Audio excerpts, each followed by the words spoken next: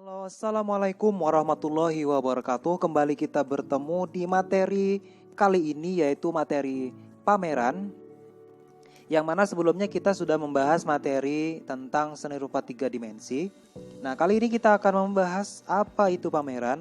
Kali ini kita akan coba ulas mulai dari awal sampai dengan bagaimana cara atau persiapan pelaksanaan sebuah pameran itu.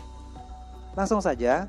Biasanya pada sebuah penyelenggaraan pameran, karya seni rupa itu kita akan dapat bertemu langsung dengan seniman-seniman, para pembuat karya yang sedang dipamerkan. Nah, biasanya tidak jarang juga seniman-seniman lain juga ikut datang untuk menyaksikan dan mengapresiasi karya yang sedang dipamerkan. Seperti itu.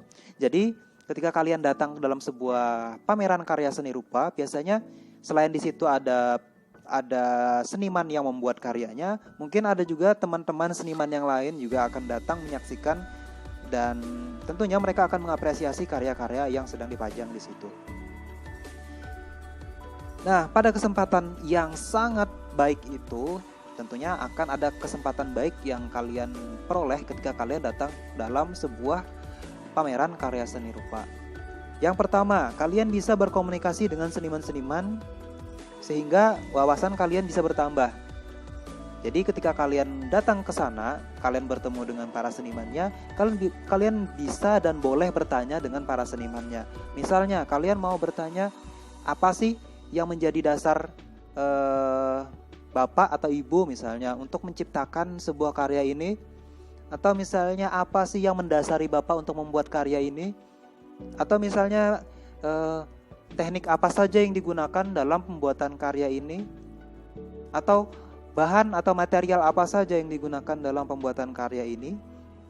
Nah, itu bisa kalian tanyakan sebagai bentuk penasaran dan apresiasi kalian terhadap karya yang dibuat oleh para seniman tersebut. Kemudian yang kedua yaitu mengajarkan kepada kita bagaimana melaksanakan sebuah pameran. Nanti akan kita bahas di slide berikutnya. Yaitu nanti kita mulai dari bagaimana cara mempersiapkan pameran, bagaimana cara melaksanakan sebuah pameran. Nah, tentu akan kita bahas di slide selanjutnya. Nah, kali ini kita akan membahas tujuan dan manfaat pameran. Ada beberapa di sini. Yang pertama yaitu menumbuhkan rasa percaya diri untuk menampilkan karyanya di hadapan publik secara luas. Maksudnya di sini adalah karya kalian. Jadi ketika kalian nanti belajar karya seni rupa, kemudian kalian diharapkan juga percaya diri menampilkan karya kalian di hadapan publik. Kemudian membiasakan diri untuk bersikap positif. Maksudnya kita dituntut untuk bersikap jujur dan bertanggung jawab atas hasil kerja dan kemampuan diri sendiri. Kemudian mengembangkan sikap apresiasi serta kreasi di kalangan para siswa. Nah, selain kalian diharapkan membuat apresiasi kepada karya orang lain, kalian juga diharapkan mampu berkreasi bagaimana cara membuat sebuah karya seni rupa 2 dimensi ataupun karya seni rupa 3 dimensi yang tentunya nanti akan dipamerkan atau dipajang. Kemudian memperluas wawasan dan pengetahuan, berorganisasi melalui kegiatan pameran. Nanti ada tahap-tahap di mana sebuah pameran itu memerlukan tenaga-tenaga orang lain, baik itu dari segi kepanitiaan maupun segi tenaga para senimannya. Sehingga nanti akan kita bahas di slide selanjutnya juga. Kemudian kita memiliki kesempatan untuk memperkenalkan diri sebagai perupa atau pekria. Jadi dalam sebuah pameran ini nanti diharapkan kalian hadir di situ sebagai seniman, pembuat karya-karyanya maupun karya seni rupanya. Kemudian yang terakhir yaitu pameran seni merupakan ajang komunikasi estetis, yaitu wahana komunikasi antara pencipta dalam kurung kreator dan halayak sebagai apresiator. Pada pameran ini kita belajar berkomunikasi dengan halayak pengunjung pameran melalui media seni rupa. Nah, jadi kesimpulannya di sini maksudnya dari komunikasi estetis di sini yaitu ketika kalian memiliki ide untuk disampaikan kepada publik, maka karya kalian yang kalian pajang dalam sebuah pameran itu diharapkan mampu menyampaikan ide dari yang kalian ingin sampaikan kepada para penikmat seninya. Sehingga ketika apresiator atau penikmat seni tadi mampu menangkap ide dari sebuah karya tersebut, maka tersampaikanlah apa yang ada di dalam pikiran kalian kepada apresiator atau penikmat seni. Nah, itu tadi tujuan dan manfaat pameran. Kemudian kita lanjut ke persiapan pameran. Persiapan pameran ini ada beberapa tahap ya, mulai dari yang pertama yaitu menetapkan kepanitiaan. Secara umum tentu ada ketua, panitia, dan sekretaris, ketua, bendahara, dan sekretaris. Nah, kita bahas satu persatu. Yang pertama, dalam sebuah kepanitiaan itu ada yang disebut dengan ketua panitia. Tugasnya apa? Tugasnya yaitu sebagai koordinator kegiatan. Dia bertanggung jawab atas segala kegiatan atau segala hal yang menyangkut kelancaran pameran. Mulai dari persiapan awal, proses kegiatan atau pelaksanaannya sampai dengan pameran tersebut berakhir atau pelaporan. Kemudian yang kedua ada sekretaris. Nah, tugas sekretaris itu adalah membantu ketua panitia dalam beberapa hal seperti administrasi. Yang pertama, surat menyurat misalnya. Kemudian penyusunan laporan dan sebagainya. Kemudian yang ketiga yaitu bendahara. Bendahara di sini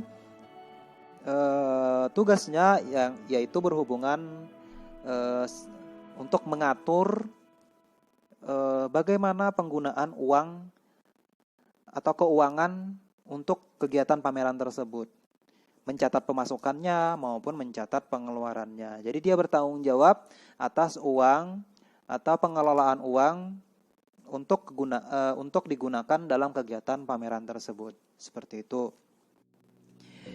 Kemudian ada seksi-seksi. Nah, seksi di sini ada beberapa macam ya. Sebenarnya jumlah seksi ini fleksibel, tergantung keperluan dalam sebuah pameran biasanya. Nah, tapi di sini ada beberapa contoh seksi yang digunakan dalam penyelenggaraan sebuah pameran. Yang pertama yaitu seksi publikasi. Apa sih tugasnya? Tugasnya adalah mempublikasikan atau memberitahukan kepada masyarakat umum atau kepada calon apresiator atau kepada calon penikmat seni. Misalnya seperti berupa spanduk atau berupa poster atau surat pemberitahuan. Nah, itu digunakan sebagai bentuk publikasi kalian kepada apresiator atau calon penikmat seninya. Kemudian yang kedua yaitu seksi perlengkapan. Mungkin ada yang bilang seksi perlengkapan itu mudah kerjanya, tapi pada dasarnya seksi perlengkapan ini bertanggung jawab melengkapi peralatan atau perlengkapan yang diperlukan oleh semua aspek dalam kegiatan pameran tersebut. Jadi dia mengusahakan bagaimana peralatan yang diperlukan itu bisa tersedia untuk keperluan pameran. Yang ketiga yaitu seksi dekorasi, yaitu mengatur ruangan, mengatur tata letak, memposisikan hasil karya yang dipamerkan. Jadi itu adalah tugas seksi dekorasi ya. Kemudian seksi konsumsi, yaitu mengatur penyediaan konsumsi bagi para petugas pameran selama kegiatan berlangsung. Misalnya pameran itu dilaksanakan berapa hari, kemudian kapan panitia itu dapat konsumsinya berapa kali, terus dapat snack berapa kali, itu diperhatikan oleh seksi konsumsi. Nah, sehingga tidak ada panitia yang ibaratnya kelaparan pada saat kegiatan atau penyelenggaraan sebuah pameran tersebut. Kemudian yang berikutnya yaitu seksi keamanan, yaitu fungsinya adalah menjaga ketertiban waktu pameran, menjaga dan mengamankan hasil karya. Karena ketika banyak tamu yang datang ya, kita tidak tahu kondisinya akan seperti apa. Nah, maka nanti seksi keamanan ini bertugas untuk keamanan, baik itu misalnya mengamankan para tamu yang datang ya, untuk supaya kegiatan tersebut tetap lancar. Kemudian mengamankan hasil karya, karena karya itu bila tidak tidak dijaga atau tidak diamankan, maka nanti panitia yang akan mengganti rugi atas kerugian daripada karya tersebut. Kemudian seksi P3K, fungsinya adalah menyiapkan obat-obatan dan sarana kesehatan lainnya selama pameran.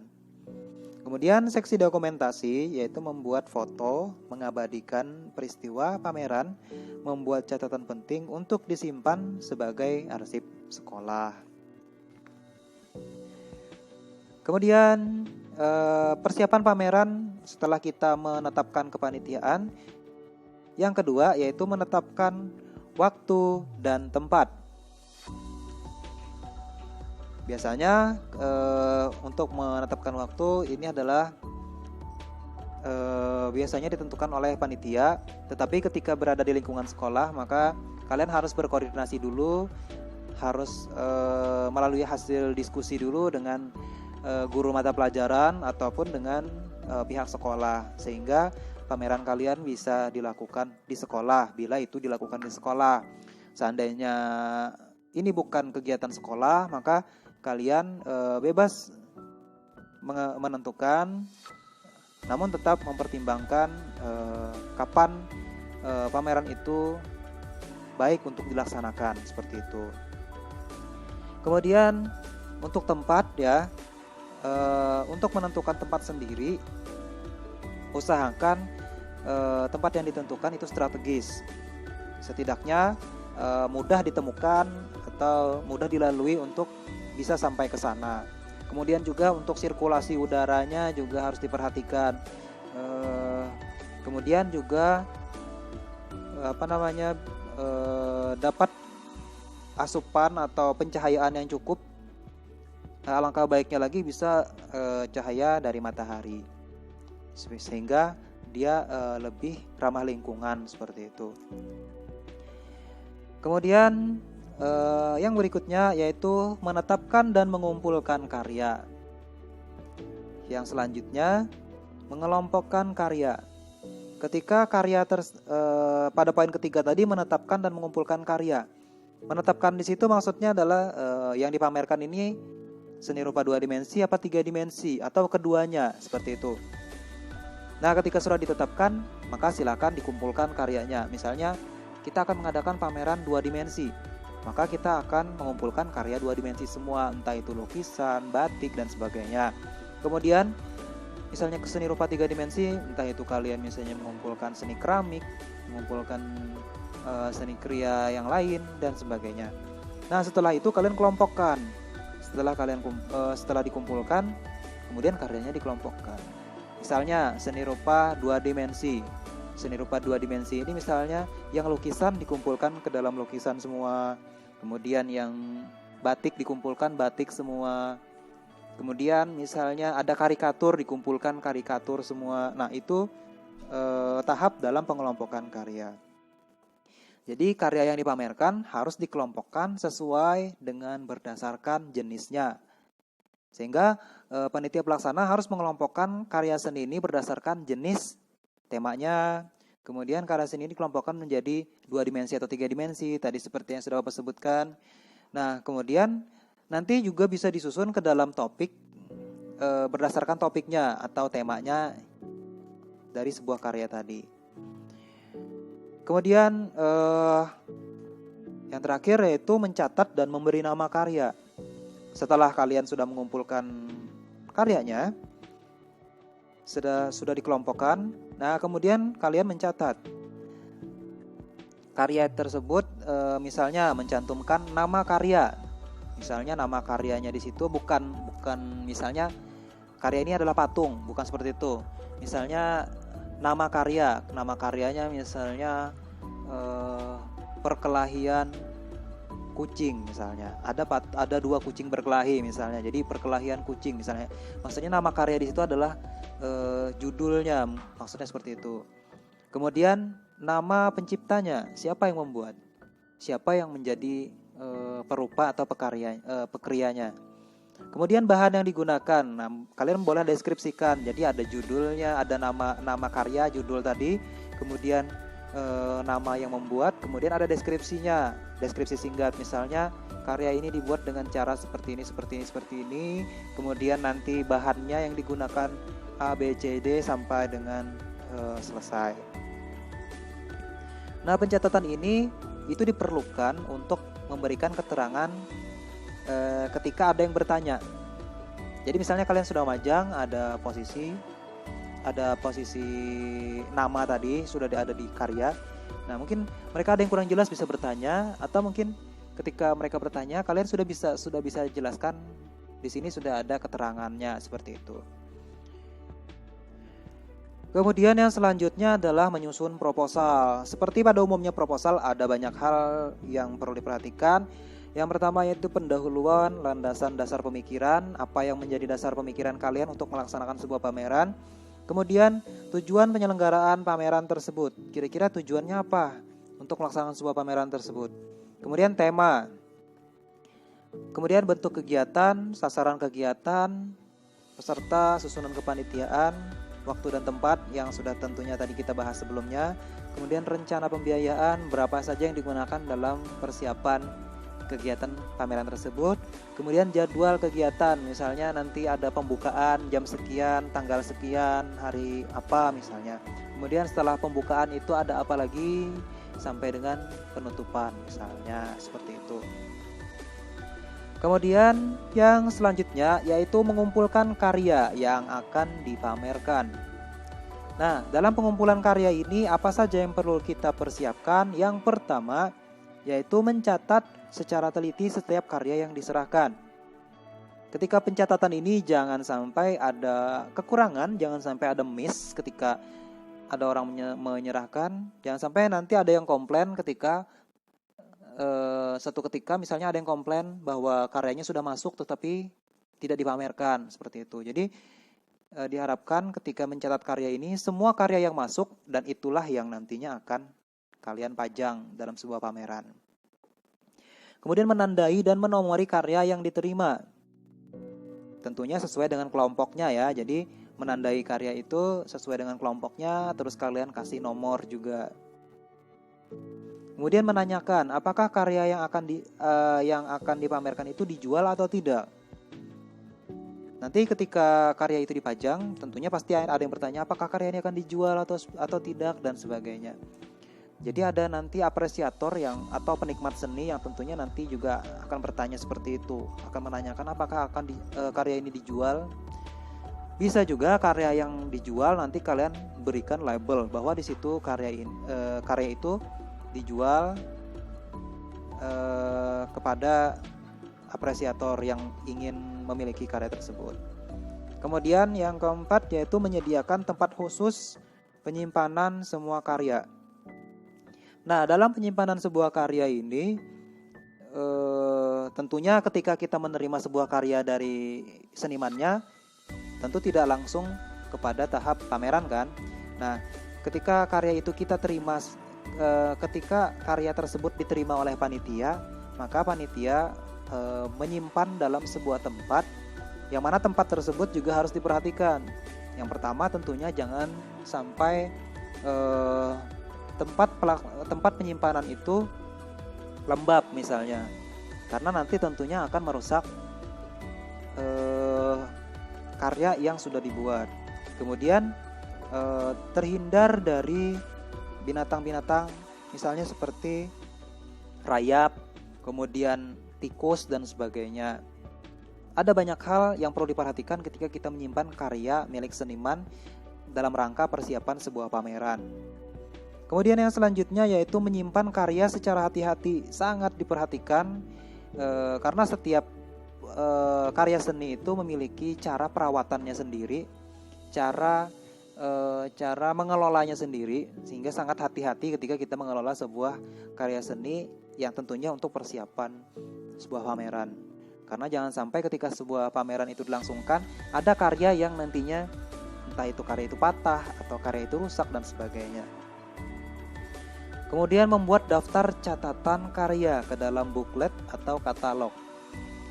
Nah, tadi sebelumnya sudah kita bahas tentang persiapan dengan cara mencatat nama karya dan menomorinya.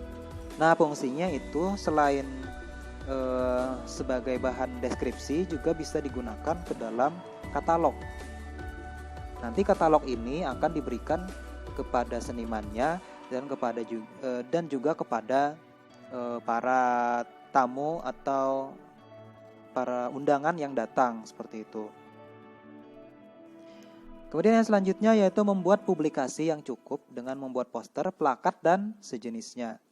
Nah, itu digunakan untuk mempublikasikan supaya orang banyak tahu bahwa akan diadakan pameran misalnya beberapa hari ke depan atau misalnya sebulan ke depan. Nah, dengan adanya poster atau publikasi kepada masyarakat umum tentunya akan menarik minat orang-orang supaya datang ke dalam acara yang berupa pameran ini.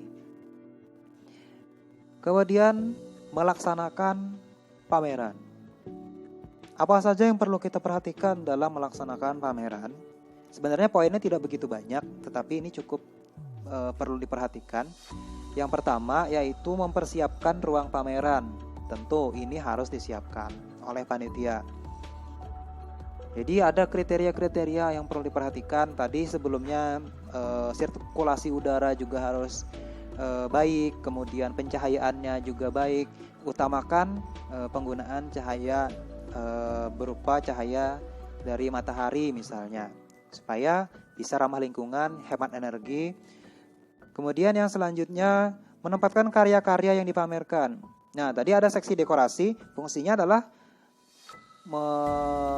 menentukan di mana letak-letak karya tersebut berdasarkan susunan yang sudah dibuat.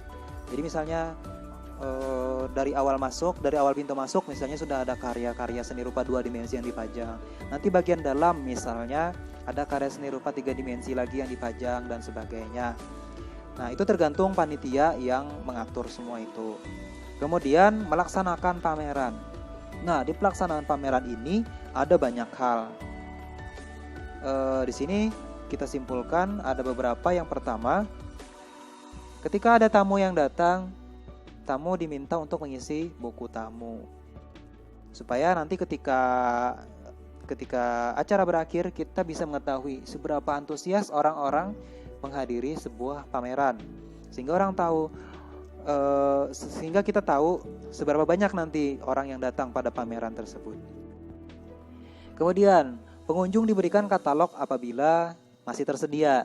Nah, jadi misalnya ketika tamu baru datang setelah mengisi buku tamu misalnya, maka mereka diberikan katalog sehingga mereka bisa mengetahui kemana saja mereka akan berjalan dengan alurnya, melihat karya-karya, karena di situ sudah ada gambar, ada nama, ada nomor, atau bahkan mungkin ada nama senimannya juga. Kemudian yang selanjutnya, sewaktu-waktu panitia mengamati kondisi keadaan ruang pameran. Karena dalam keadaan acara langsung ya pameran, dan tentunya akan ada banyak orang yang datang, kita tidak bisa sepenuhnya mempercayakan keadaan, sehingga panitia diharapkan bisa memperhatikan kondisi acara yang berlangsung tersebut. Kita tidak tahu, mungkin nanti akan ada misalnya mungkin ada AC yang mati misalnya. Jadi siapa tahu ruangan tersebut memerlukan pendingin ruangan ketika ada AC yang mati. Nah, maka dengan panitia yang mengontrol keadaan tersebut akan tahu bahwa oh ini AC-nya mati dan perlu kita perbaiki seandainya itu rusak.